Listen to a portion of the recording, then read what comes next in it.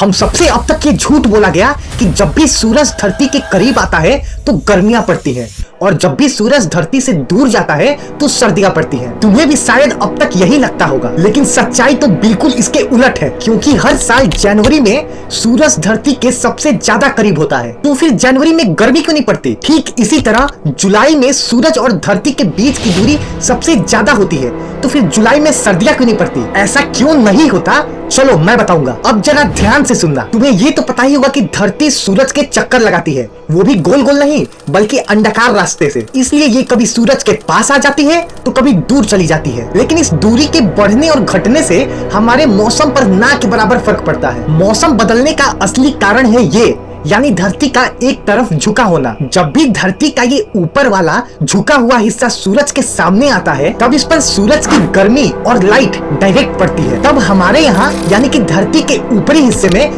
गर्मियां आ जाती हैं, जबकि धरती के निचले हिस्से वाले देशों में ठीक इसका उल्टा होता है, यानी वहाँ सर्दियां आ जाती हैं, क्योंकि वहाँ सूरज की धूप तो डायरेक्ट पहुंच ही नहीं पाती। वहीं 6 महीने बाद जब धरती का ये निचला हिस्सा सूरज के सामने आ जाता है, तब निचले हिस्सों में गर्मियां आ जाती है और हमारे यहाँ सर्दियां, क्योंकि अब हमारे यहाँ सूरज की रोशनी सीधी नहीं पहुंच पाती।